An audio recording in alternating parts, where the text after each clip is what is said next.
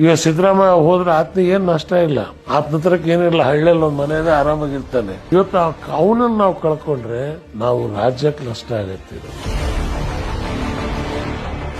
ನನ್ನ ಪಾರ್ಟಿ ಬೇರೆ ಇರ್ಬೋದು, ಆದ್ರೆ ಗುಣಕ್ಕೆ ಮತ್ಸರ ಅಲ್ಲ.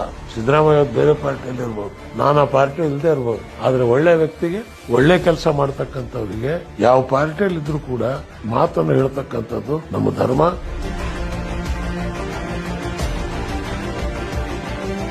ನೀವೊಂದ್ ಮಾತು ತಿಳ್ಕೊಳ್ಳಿ, ಸಿದ್ದರಾಮಯ್ಯ ಏನಾದರೂ ಕೆಳಗೆ ಇಳಿದ್ರೆ ಬೆಂಗಳೂರು ಕೇಂದ್ರ ಆಡಳಿತ ಪ್ರದೇಶವಾಗತ್ತೆ.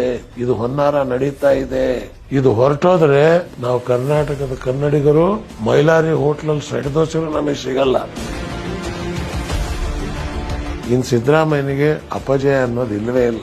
ಈ ಇಡಿ ಪಾಡಿ ಮೋಡ ಪಾಡ ಇವೆಲ್ಲ ಬಿಡಿ, ಹೊರಗೆ ಬಂದ್ರೆ ಜನ ನಿಂತರು ಅಂದ್ರೆ ಇದು ಯಾವುದು ನಿಲ್ಲೋದಿಲ್ಲ.